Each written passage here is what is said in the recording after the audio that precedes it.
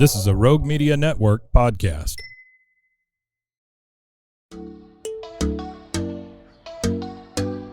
Welcome to Purpose-Driven Sobriety.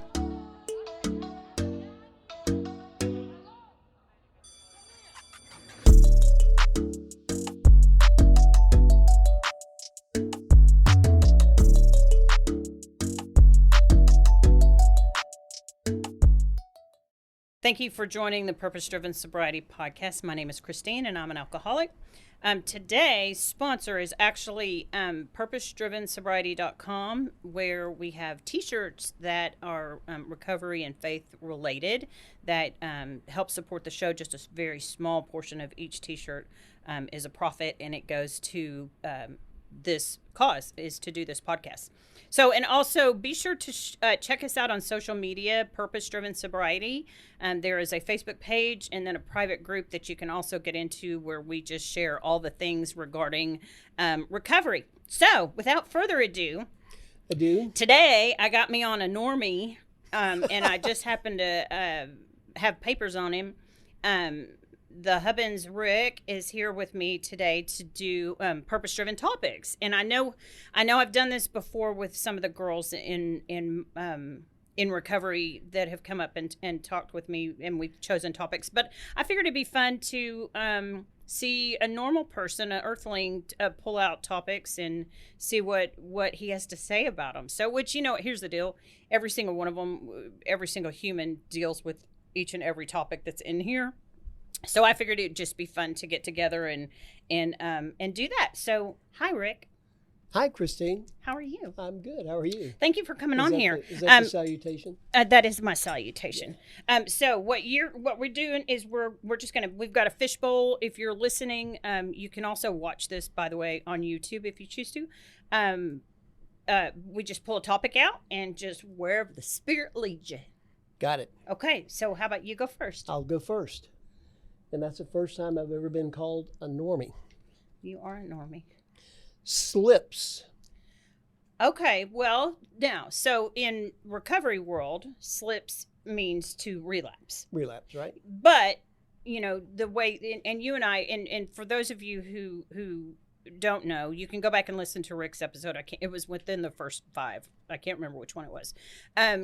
But he has come basically through recovery with me. So having slips, it doesn't necessarily have to do with alcohol. We've talked about how you have said that you're kind of in recovery from anger. You had some anger issues. Yeah. Mm-hmm. So slips could be slipping back into old behavior. So I find myself doing that almost daily. Yeah.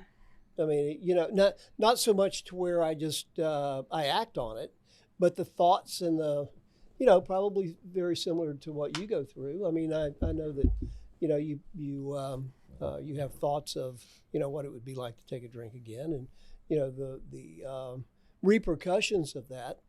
But yeah, the slips is, if somebody cuts you off and, you get that anger. Mine has always been to the point, or used to be, where you would take action on it. Mm-hmm. That would make you feel better if you did. At least temporarily, kind of like, a couple of shots of, Jack Daniels or a couple of shots of tequila would, mm-hmm. For, an alcoholic. But, mm-hmm. The repercussions of that is something, you've got to look at the consequences of your actions and what happens if, mm-hmm. what would you do if? Mine was anger. Mine was a life of angry all the time at everybody, and the recovery that I've gone with you, has helped me get closer to God, has given me more tranquility, has helped me become a more of a at peace, not only with myself, but other people, putting things in priority, mm-hmm. What really matters, does that guy cutting you off? And I remember, I'll tell you the story, I'll tell them the story. When we got the bracelets, the WWJD bracelets, JD bracelets, and going home from our house, there is it goes down to from 2 to 1 lane. And, of course, all the, Billy Bluetooths, that get up in the second lane, that's going to cut in front of everybody because they want to be first. And the first time that we had the bracelets, I had one on, and the guy pulled up next to me. And instantly your hand gets tighter around the steering wheel because you're like, oh, hell no, you ain't don't getting in front of deserve. You can't be in front of me. You don't deserve to be in front of me. So stupid. And of course, the light turns green, and we start to go. And I put my hand up, and I look down, and I see the bracelet. I went, fine. Mm-hmm. So slips are easy. Mm-hmm. Slips are real easy for anyone. Trying to be a better person, trying to change your life. And it's a constant reminder of maybe not what you should do, but what you shouldn't do. Mm-hmm. Because all it takes is one. Mm-hmm. Then the second one's easier. And the third one's easier after that. Until you find yourself back into the pit of where it was at before you started on the road to recovery. Mm-hmm. So well, and the same thing with recovery. I mean, at first glance, a slip would be a relapse where I drank again. right. But just like you said, it in the epiphany that I had in first getting sober, when my sponsor said that alcohol wasn't my problem, I thought my head was going to spin off because I thought, how can that possibly be? That doesn't make any sense. But I have since learned that alcohol was not my problem. I was my problem. So in that light, that puts us both on equal, you and I on equal defects territory, whether it be anger or fear or resentments or, pick one. Selfishness. Holy cow. I mean, I think that's the root of it. The whole thing. Yeah. So for me, relapse, I heard people say when I first got sober, relapse is a part of recovery. And it's like, doesn't have to be. It was for me. Make no mistake about it. But I wasn't in recovery when I relapsed. And I relapsed hard. Y'all can listen to my story, the Meet Your Host episode and hear about that. But, since that day, I've not put any form of alcohol in my body since March 14, 2012. But I still have selfishness, self-centeredness, resentments, anger, fear. I still have all those things that I can slip back into old behavior, and me slipping back into old behavior will lead me to a drink. Sure. So yeah, like I said, in that sense, it puts us on equal ground. Okay, my turn. Throw it back in? No. Oh. We're through with that one. Oh, honesty. So, you might go, okay, well, I had become quite well at, I was a liar, and I wasn't a liar because I was a liar. I was a liar because I was sick. I was a liar because I had a spiritual malady that told me things, and thus I shared, I wasn't a liar because I was a liar. And so the honesty thing, for me, and I just went to the 12 o'clock meeting today, AA meeting today. And we were talking kind of about that, how, for me, honesty is the only thing I can do. My agreement with God when I got sober on March 14th, 2012 was that I would never tell a lie again, ever, no matter what. And there have been occasions, very rarely, in first getting into recovery, where I caught myself, which is so funny when I say this, telling maybe a little white lie, which lies aren't colored. Yeah, right. They're not colored. It either is or isn't. And but since I am probably the most honest person I know, but I lie to myself every single day. You're so fat. You're stupid. You'll never be able to figure that out. Why are you even doing this? Those kinds of things that go through my head are just lies, And so lately, even going on 12 years in recovery, I find myself challenging myself to see me how God sees me, and when I say those things to myself, catching and stopping it right then, but there are some, like, we have a couple of family members that cannot handle, honesty very well, and so they stay away from us, and which is okay. That's, we can love someone from afar, but honesty, when there is a new level of peace when you don't have to worry about what you've said to someone, that to remember the lies. I mean, there's just a new level of peace to just know that you are who you are to anyone and everyone, and with that, integrity, that who are you when nobody's looking kind of thing. But honesty, and it's so funny because I'll have people, social media, or people that interact with us, that were like, oh my gosh, you're just so honest, I just love you. And it's like, when did honesty become a compliment? Well, it's a breath of fresh air for most people. I know, right? Yeah. Isn't that sad? Well, it is sad. And we've heard time and time again, when you meet the Father, the only thing that you're going to stand in front of him with is your character, which is honesty. Mm-hmm. How honest have you been throughout your life?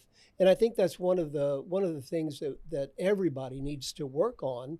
And there's not a degree of right and wrong. We've taught our kids, do the right thing, treat people the way you'd want to be treated, and do the right thing. Do you want people to lie to you? Mm-hmm. Then don't lie. Mm-hmm.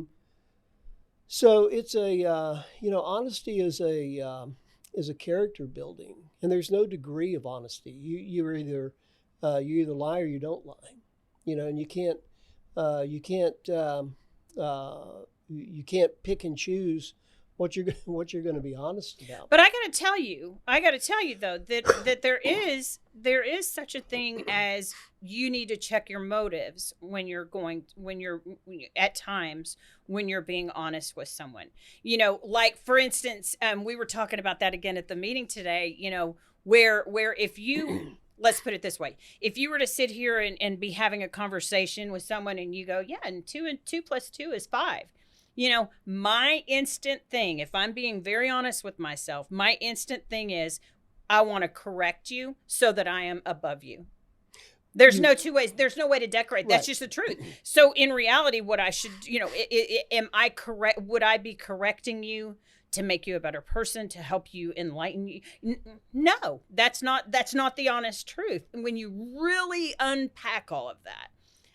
So checking the motives behind honesty, if there's something that you feel like you need to say to somebody, that checking your motives is really super important. And if you're not sure what your motives are, thank God, that's why I have a sponsor where I can call and go, here's what I'm thinking. Is that correct, or is that true, or am I selfish? I have to do that at times. Yeah, because we want to be right. Mm-hmm.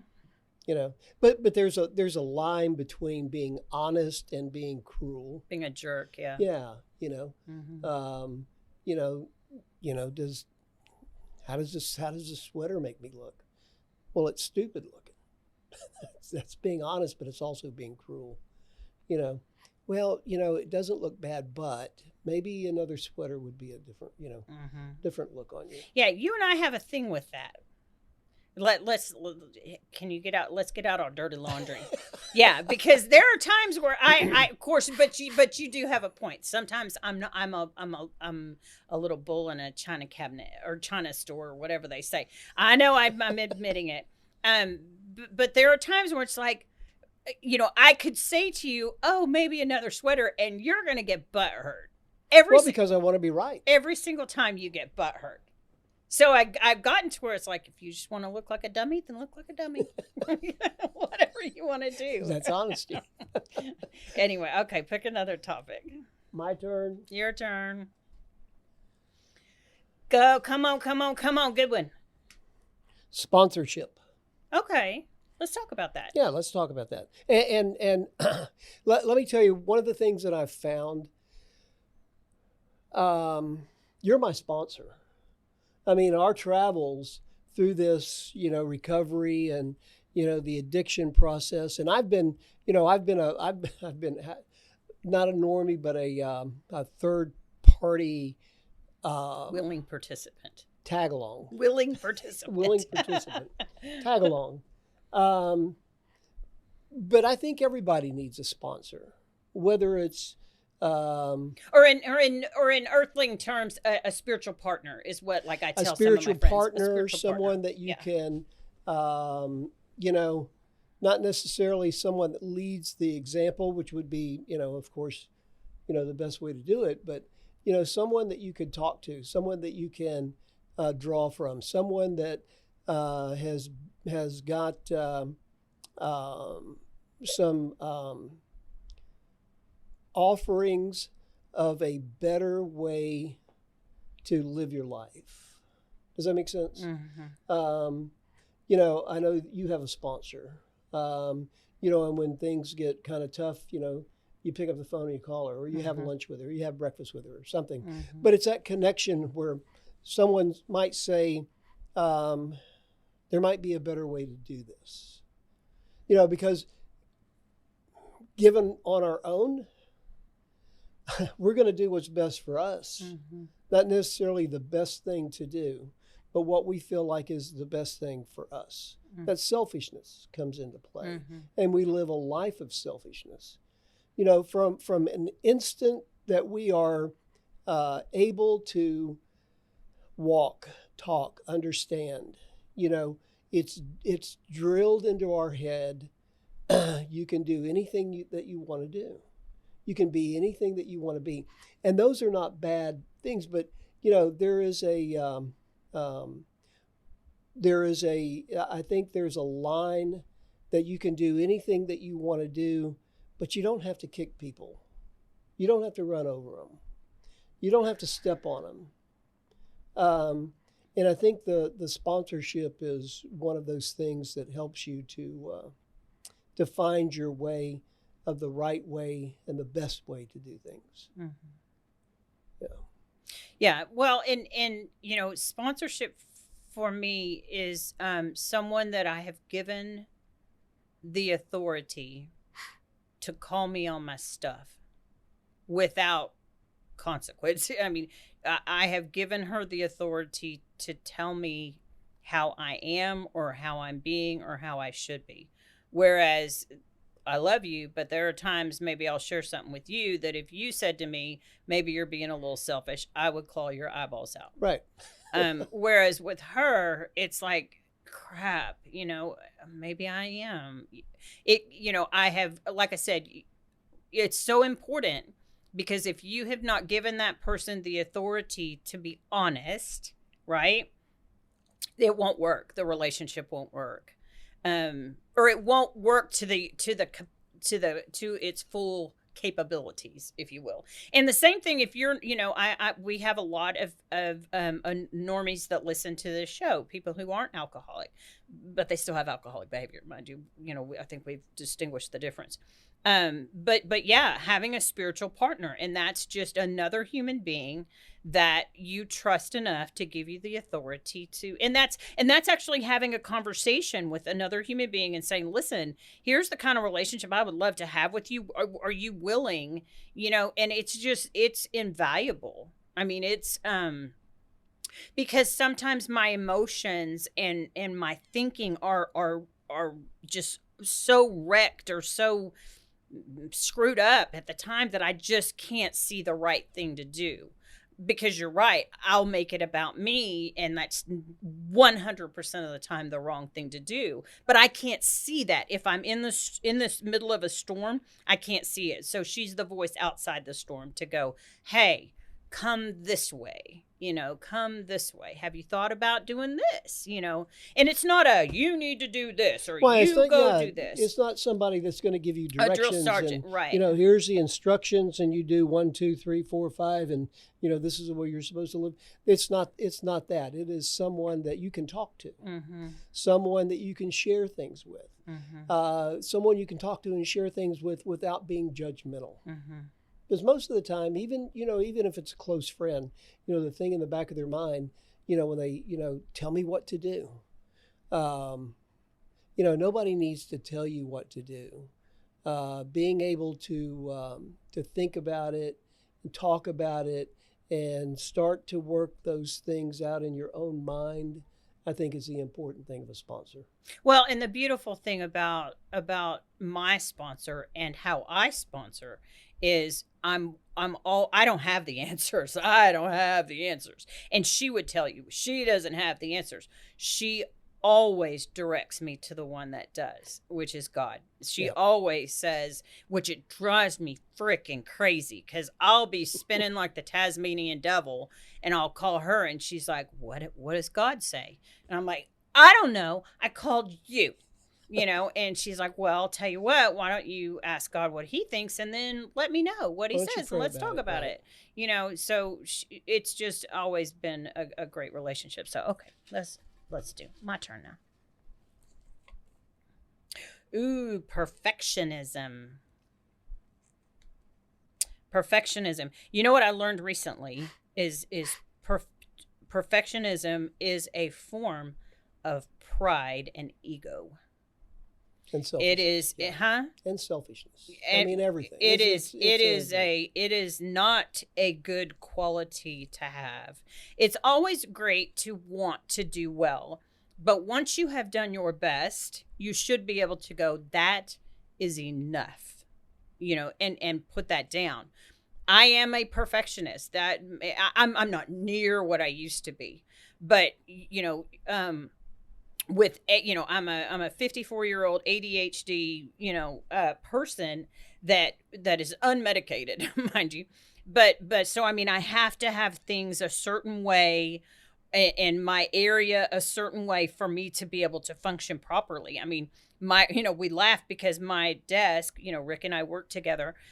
My desk, I can tell if someone's been sitting at my desk. It's like the Three Bears, Goldilocks and the Three Bears. It's like, I can tell if someone's been sitting here. My stapler's moved or there's a pen that's not clicked. It's, but perfectionism is thinking that it's an outward thing, because I need you to think a certain way about me, so I'll kill myself trying to be perfect. And you'll trying never to make have it. Right, which is it's immediately self-defeating. So trying to do your best is always wonderful. That's a great thing to do. But once you've done that and you can honestly say, I have done my best, you should be able to put that down. What is perfectionism to you? Well, yeah, I think it's for people that strive to be perfectionists, it is it's maybe not pride, maybe where you have a lack of self-esteem. Mm-hmm. You want to be a perfection because nothing else would be acceptable by anyone else. Or you think that it wouldn't be acceptable by anyone else for yourself. Mm-hmm. Yeah, it's to have things that in your life that are in order, that has to be the same way each time, only starts to turn into frustration, and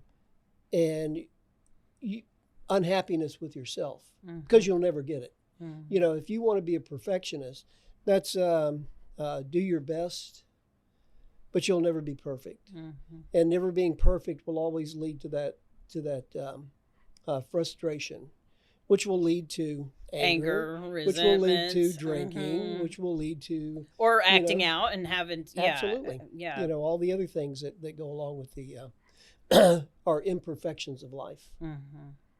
Yeah, there's nothing perfect, regardless of who you are. Mm-hmm. Only one person in this life has ever been perfect, or ever will be. Mm-hmm. I agree. Okay, your turn. My turn.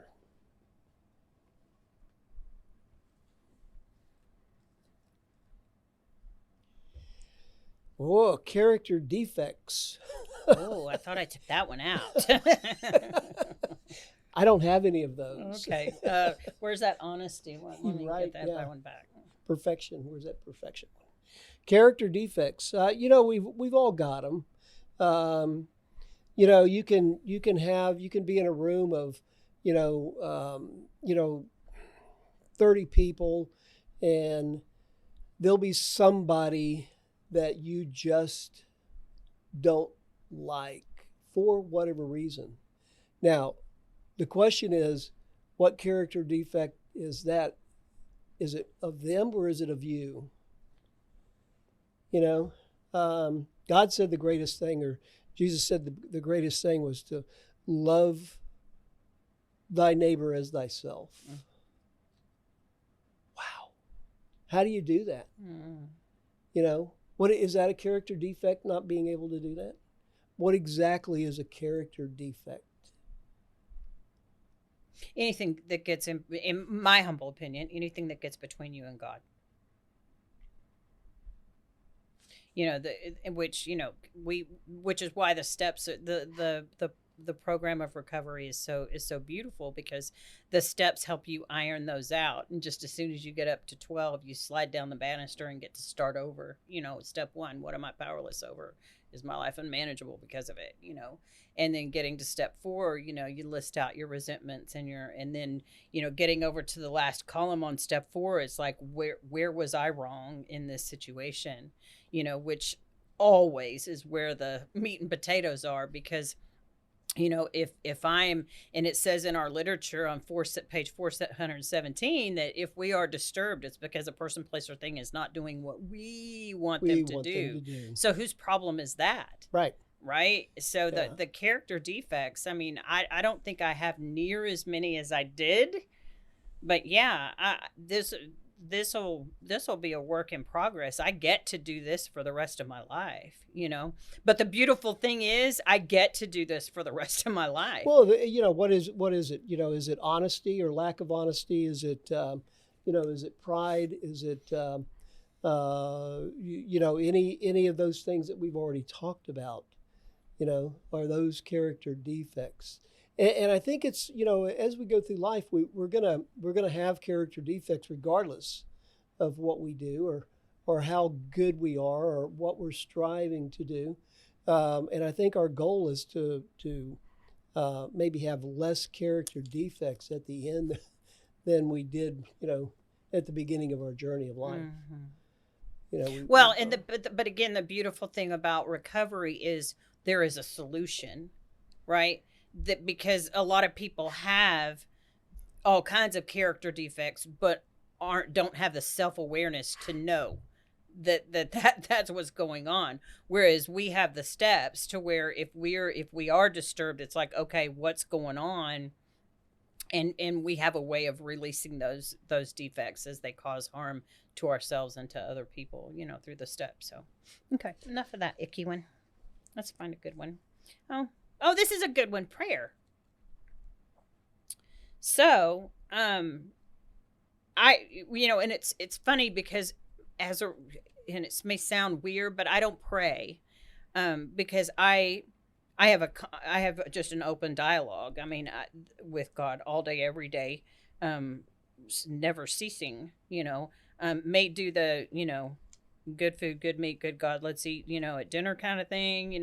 For the benefit of family members or people that are present with us that maybe don't pray that often or what have you. But that to me, the structured, I just have a conversation with God. I don't, the saying the exact same thing every single time you pray, which, okay, if that's your thing, then cool for you. For me, it's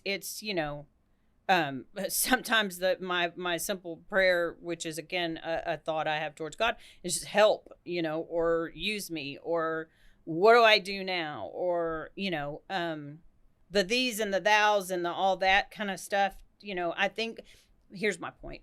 God just wants a relationship with us and having a conversation the way you and I are having, honest. A lot of people feel like they can't get mad at God. I get mad at God all the time.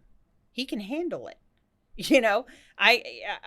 All the time, because things may not be going my way, but at the end of the day, I trust him and I want his will for me, not my own, because my own got me into some pretty dark places. Well, but I think the misconception is you're supposed to get up in the morning and kneel down and humble yourself before God and pray. Prayer doesn't have to be a formal conversation, or it doesn't have to be something that's formal that you do. Yeah, I said a prayer coming up in the elevator. My morning prayer is, Father, thank you for the night. Thank you for thank you for the new day. Please help me to do the things that you want me to do. Guide me. And every time something happens, I think I say a little prayer, put the words in my mouth that will honor you. Help me to say something to someone that will bring them closer, or give them a little joy for the day. And I've gotten, I think you've mentioned it a couple of times. I've gotten to the point where I like to see the expression on a waiter or waitress's face when I say, "Hey, how's your day going?" "Oh, it's okay. It'll get better." Just acknowledging. Yeah, and being genuinely prayerful for them. Yeah, prayer doesn't have to be a formal talk between you and God. Prayer is constant. Prayer is all the time. Well, and it's funny because in the literature, the big book, from the third step prayer, there's a third step prayer that does not end with amen. The only time there's an amen in the book is after the seventh. Really, I didn't step know that. prayer. Yeah. So it said that anything between the third and the seventh is a constant, conversation with God. Yeah.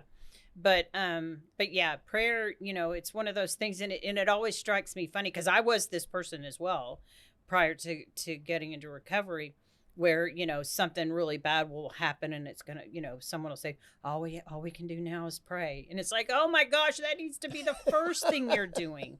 It should be the first thing you're doing.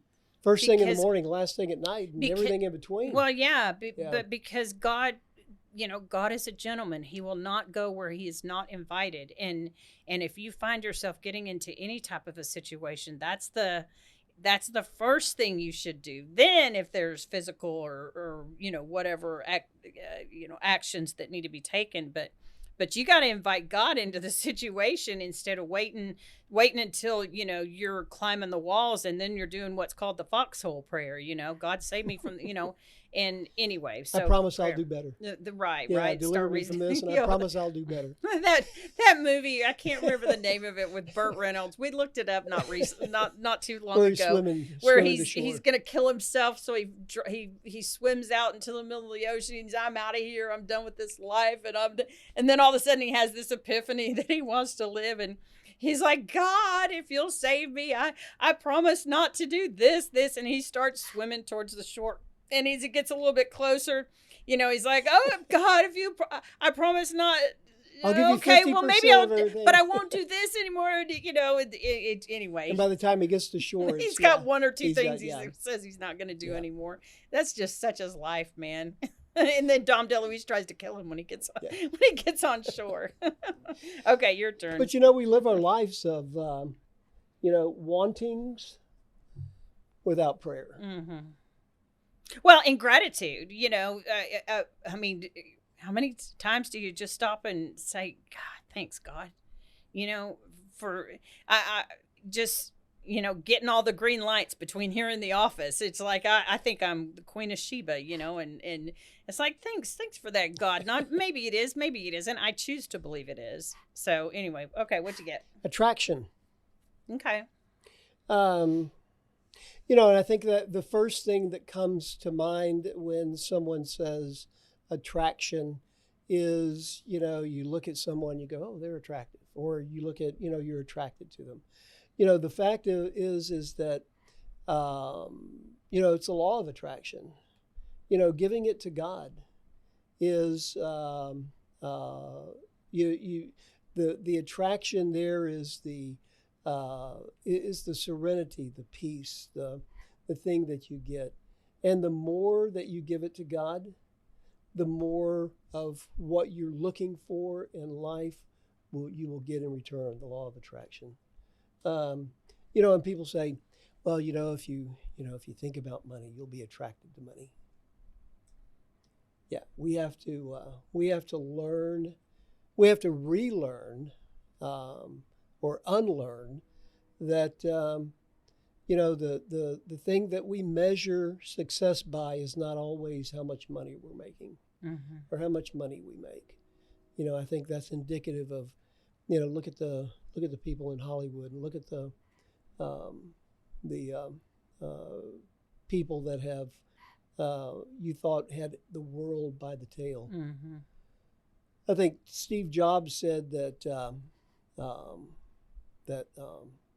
he died in his 50s.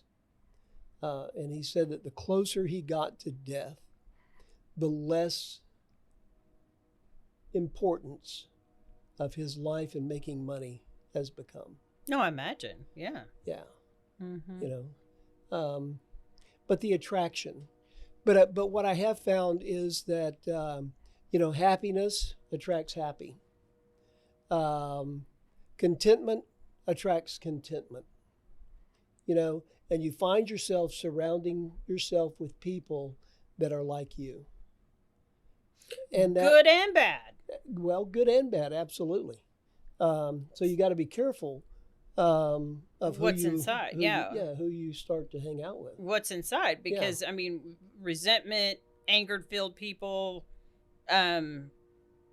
toxic people attract toxic people. Well, and you get, that's the same thing. You get a kid in high school that, you say, the term is, he fell in with the wrong crowd. That was an attraction. Mm-hmm. That was a negative attraction, but it's the same thing. It was an attraction. Mm-hmm. But, surrounding yourself with people that you want to be like and that you get something from, and the fulfillment and just the serenity of life. Mm-hmm. Well, in attraction in recovery sense is, in our literature, it's attraction rather than promotion. Like you don't turn on the TV and see television commercials regarding AA.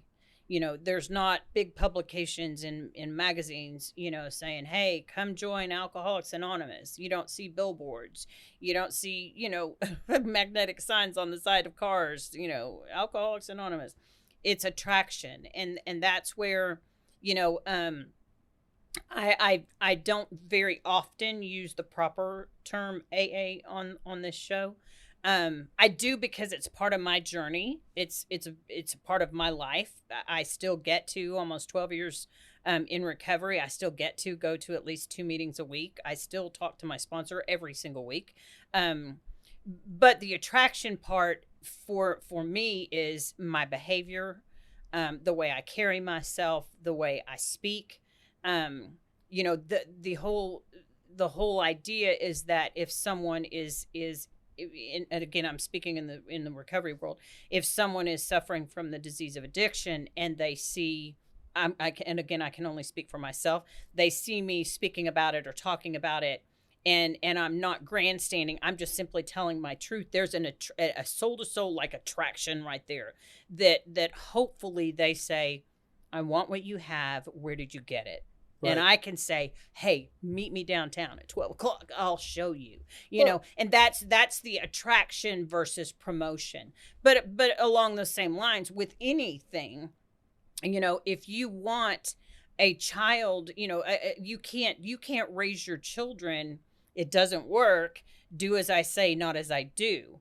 Because that attraction of what you're doing is going to be stronger than your words, So if you're smoking, drinking, gallivanting around, or you're angry, or you're toxic, or whatever, your kid is going to become attracted to that, and that's what they're going to become. So don't gallivant. Yeah. So just knock it around with knock it off with the gallivant. Well, it's like Chuck and Mary. And I don't know if you've talked about a Chuck little bit. Mm-hmm. They were our the attraction that they had. Partners. With us. I mean, it was Yeah, just amazing people that was so content with their life and their relationship with God that when you walked away from them, you couldn't help think about. You felt fed. You felt Fed, like yeah. I want what he's got. Mm-hmm. I want to be like him. Not necessarily be like him, but I want his conviction. I want his contentment. I want his peace. And you knew what it was. Mm-hmm. His relationship with God. And he didn't have to tell you. At all. He didn't have to. It was that he used that attraction. Yep.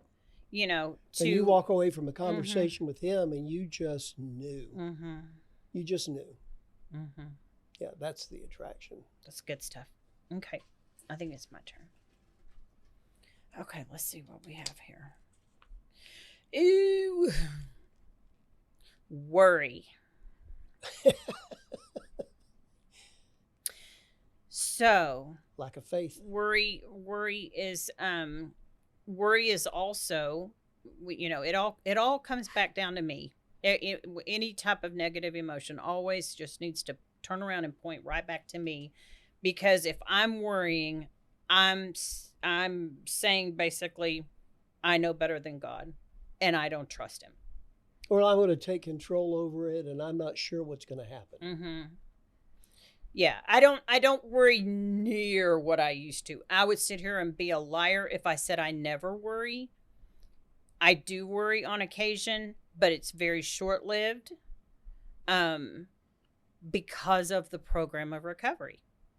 It is. It's because of the program of recovery. I have learned how to give things over to God. I've learned to talk to my sponsor if I'm worried about something, because if I don't attack that negative emotion early on, I will drink again. And for me to drink again is to die, hands down. So the program saves me in that sense. I do not have the luxury of a normal person to experience anger and worry and resentments and all of those things for extended period of time. That is a cancer, a very fast growing cancer for someone like me. So I think for everybody, but for someone like me, it's a suicide mission. I mean, easy to stay in stuff like that. So what do you do with worry?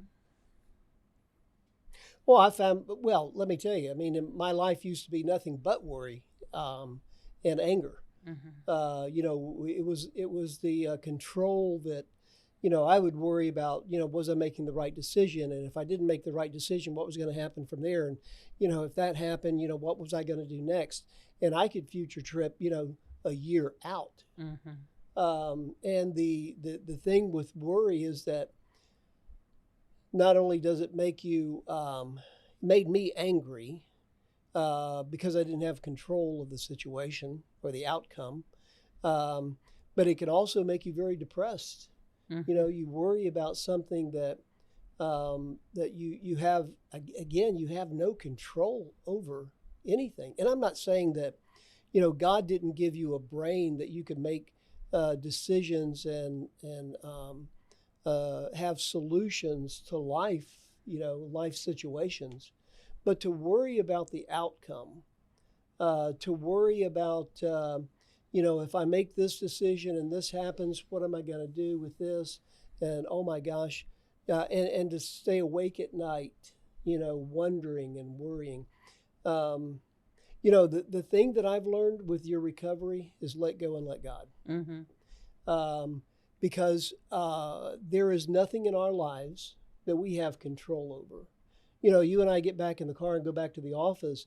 We have no control over the guy running the red light and killing us both. Well, and I personally don't have control over the way you drive, but I'm not going to talk about that right now. Go ahead. But you do have control over the way I drive because you tell me how to do it. I have my imaginary brake.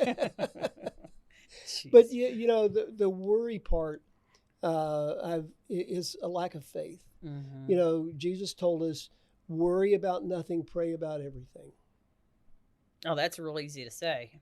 Well, of course it is, but it's a practice. Mm-hmm. Everything that we do in life, as a a self-improvement is a practice. Mm-hmm. And when I say self-improvement, I don't mean trying to be more attractive or trying to do something. I'm talking about, trying to be more Christ-like in the things that we do, the way that we live, the way that we talk to people, the examples in life that we make, that we do, the decisions that we make. We've talked about honesty and attraction and all these things is examples of what Christ told us that we should do to let go of, that we'll be a better person. Mm-hmm.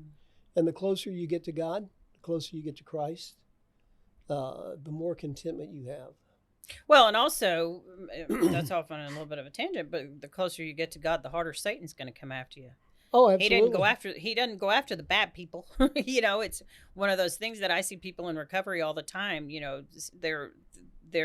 They feel like their life is getting worse, and it's like, if you recognize, the boogeyman's not so scary when you open the door and can see him. It's like, oh, the little pipsqueak in there. It's like, but when you know what's coming after you, you can handle it. But, yeah. Anyway, okay. I think it's your turn. I think you went twice. I did not.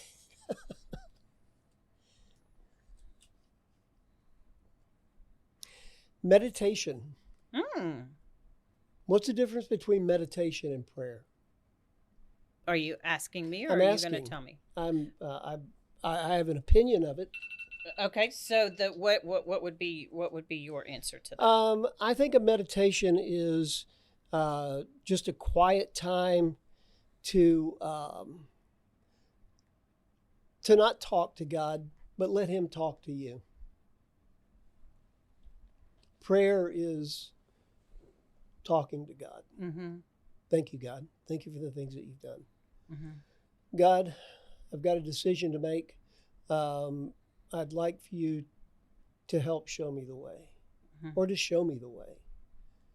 Meditation is a quiet time to let go. And prayer is to let God. That's my opinion. Yeah, basically, I have the same answer. Prayer is talking to God. Meditation is listening. Yeah. Yeah. I mean, when someone says, prayer is not the, you sit Indian style and, middle fingers in, yeah, that's not it. Meditation is sometimes just being quiet, just saying, God, do you have anything you want to say to me? Do you have anything you want to say to me? And, for me, that was a learning thing, because I'm not quiet, and I'm not still ever, silence is deafening to me.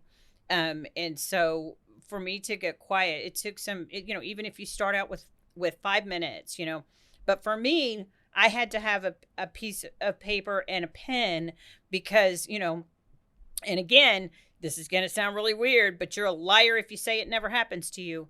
I can be sitting there, feeling all peaceful and all gaudy, and God, what do you want to say to me? And all of a sudden, dead babies comes in my head, or kill puppies, or just the weirdest, most random, dumb shit thing pops into my head, and it's like, weird. That was Satan throwing a bomb at me. Because the closer I try to get to God, the harder he's going to come at me. And that's one of those things where I'm not responsible for what I think. I'm responsible for how long I think it. So and I don't think about dead babies all the time, but I'm just giving it for instance. So obviously, if something like that pops in my head, I can laugh it off and just go, nice try, Satan. God, what would you like to say to me? And I've gotten pretty good at hearing from God. I mean, you hear me say all the time, God told me this. And I love you for not make, I don't think you would ever make fun of me, but for not going, oh, God said that to you. You always, and I love you for that. Thank you for that. All the way back to the WWJD bracelets, or the Path of Jewels thing that where I've said, and it took great courage for me to say initially, to say to you, God said to me, because I didn't know how you would react. And I distinctly remember where you were sitting and walking in the door from going to the title company. I went to the title company to pick up a check, and that's when God got in my car with me. I was freaking out over 2020, and God's like, okay, we got to get something to keep you busy. I want you to order some of those WWJD bracelets. I want you to give them away until I tell you to stop.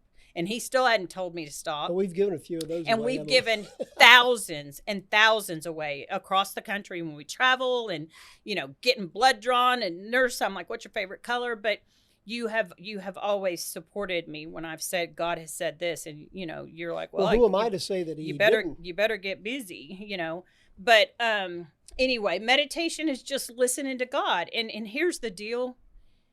I have adopted the thinking that even if that wasn't from God, God will make good things come from it. That's, maybe it was, maybe it wasn't. I felt it was, and so you have to act on it. Well, he's never pointed you in a direction that was wrong. Right. The WWJD bracelets. How could you go wrong doing that? Mm-hmm. The path of jewels. Those are good things. Well, those are good things. And when it's from God, it's typically easy. It's easy, typically falls into place. There's not a whole lot of struggle, and it's good. Yep. Okay, my turn. Yes. Let's see how we are on time. We still got about 10 minutes. Is it your turn? Yes. Serenity. Oh, that's something I'm experiencing now. Serenity, the serenity prayer. God, grant me the serenity to accept the things I cannot change, the courage to change the things I can, and the wisdom to know the difference. That last part gets me every time. The serenity prayer. And, we Rick and I have a mortgage business, and it can be challenging at times. And, you have a loan that looks like it's going to hell in a handbasket. And that's like, you do what you can. And then you have to just give it to God and go, you're responsible for the results here. I can't do any more. I can't do any less. And just to the trust. So, the serenity prayer saves me, I don't know how many times a day, Well, the second part of that prayer is to me, the strongest part of it. Living one day at a time, taking one moment at a time. Mm-hmm. Accepting hardships. Accepting hardships is a pathway to peace. The serenity of it. We want our things to be good all the time, and that life's not like that. You're going to have hard times. Mm-hmm. You're going to have challenges. You're going to have things that aren't going to go right. That's just life. Well, see, now I thought for sure when I got sober, I thought my troubles were over because I got sober. There's what, and it was the oh boy, did troubles happen within the first month or so after getting sober. Relationship challenges, and not you and I, but family relationship challenges. And it's like, wait. I'm sober. You people, I'm sober. Everything is supposed to be fine now. And, in the big book, as we say in recovery, which is the Bible, God said, he didn't say you might have some troubles, or it's possible you could have some, he said, you're going to stub your toe a lot, but I'm going to give you the tools to handle that. And I will be there with you. We live in a broken world. Mm-hmm. And being able to accept that is where the serenity comes in, the peace. Getting up in the morning, and instead of being angry because it's morning time and you got to go to work, and mm-hmm. You get up in the morning and you go, good morning, God. Mm-hmm. It's another day. Instead of good God, it's morning. Right. Mm-hmm. Yeah, that's where the serenity, the peace comes in. Mm-hmm. Again, I've already said it probably 2 or 3 times, giving it to God. Because you sure as heck can't do anything about it. I tried to control my life. I know how that turned out. Mm-hmm. Yeah, that whole running the universe thing, just you get tired. So, Yeah, and if you're wondering, I heard it someone talk about the other day.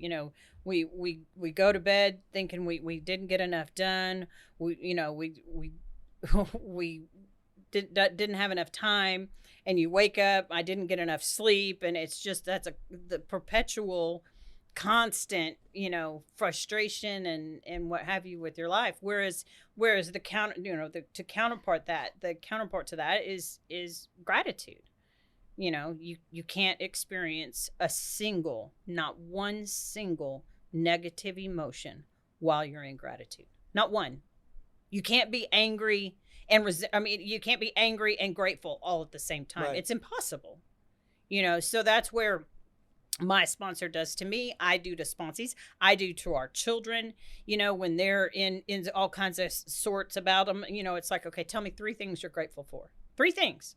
Well, I don't know. Are you grateful that there's air right now? Do you have air to breathe? Okay, that's something to be, if nothing else, there's air. Are you thankful that you have a house? Are you thankful that, whatever? Did you eat today? If you can get into gratitude, genuine gratitude, it seems to take away the stings of. So anyway, that's a whole nother pop. Okay, why don't you do one more? You got one more. Yeah. Unity.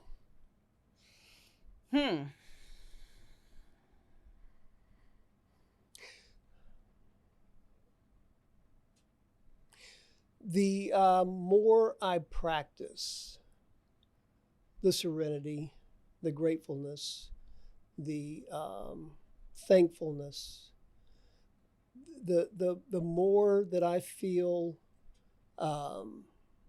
my unity or my closeness with God. Every time I've done I'm going to look up the definition of unity.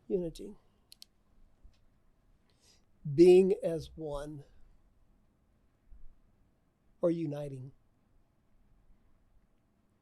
Go continue. And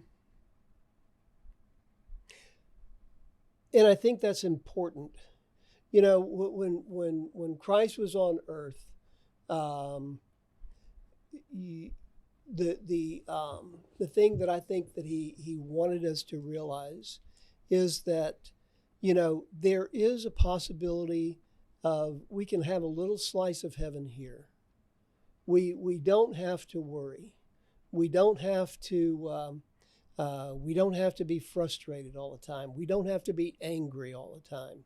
We can have the peace and serenity that he had, and that we can experience, and just a little bit of taste. We're all going to die. Everybody. It's the one thing that everybody does. It's the one thing that people prepare the least for, and it's the one thing that most people won't accept. Oh, we know it's going to happen. We know that's going to happen. And when it does, we're going to be reunited with God. Whether we're absorbed in him, whether we leave, but nobody really, really knows, because nobody has gone and come back, and we've had little glimpses of it. But the fact is that my belief, there'll be a unity with God that will surpass anything that I've ever experienced here on earth. The definition of unity per Google, the state of being united or joined as a whole. So in recovery, the group is a unity.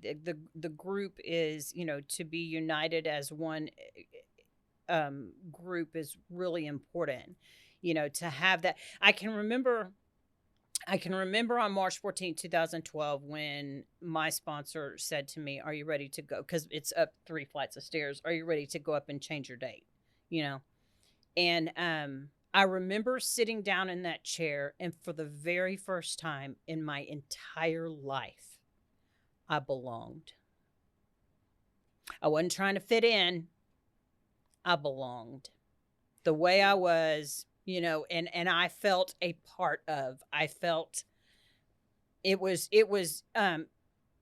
indescribable, you know. And as a human race, imagine if we all felt like we belonged and didn't have to try to fit in. I mean, man, what a world that would be. Yeah, because we live that every day. You go into a social, environment or a business environment, or you're going into a meeting and, you're everything you do, you try to fit in. Yeah, you've seen firsthand. I don't. Much to Rick's chagrin, I think at first, which you definitely, I don't know if you got into the stream with me or if you just thought, to hell with it, there ain't nothing I can do about it anyway.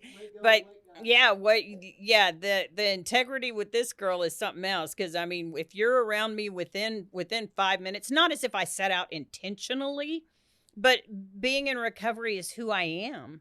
That's a part of who I am. And so if I find an avenue to share that, I'm gonna. Well, see, and I'm proud of you for that. And thank you for that. If more people would do that, and we've said it before, and we've expressed it before, it's something that we sweep under the rug. It's something that our society has made people feel ashamed of. And it is you being able to come out and say, I am Christine, I'm an alcoholic. To me, that's huge, because that is, I don't know of a person that has not been either associated or knows someone that has, that hasn't experienced that alcoholism, the drug abuse, the addiction. Whether doesn't matter what it is, the addiction period. And we as a society sweep it under the rug and act like it doesn't exist. And the fact of the matter is, there's no social boundaries to it. And I'm, quite frankly, I've said it to you before, I'm a little jealous of you being able to have the privilege of going to meetings. That's something that a normie doesn't get to do. Right. No, it is a blessing. It is a blessing. Well, and one of those things that it's like there are just so many people that are dying in shame. And no, ma'am, no, sir. And that's where the beautiful part of recovery is, when you get so comfortable with your darkness, you're willing to go into someone else's to help them find their way out. And I is God willing, and as long as I've got breath in me, I will continue to share my experience, strength, and hope, so that someone who is still suffering, whether it's from addiction or other character defects, that God used me, that most dangerous prayer. So, well, and I'll do my share to support you. I love you for that. Thank you so much. Thank you for being on the show today, Rick. I'm so grateful for you being Thank you for allowing it. You're welcome. Thank you for listening to the Purpose Driven Sobriety Podcast. Please do check us out on social media, Facebook, Instagram, all the things, Purpose Driven Sobriety. Keep coming back. You'll be blessed. Thank you.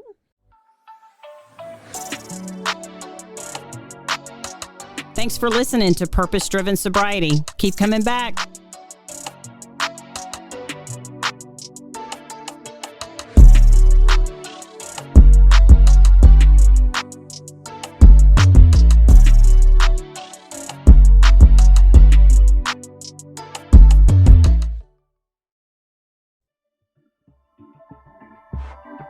This has been a Rogue Media Network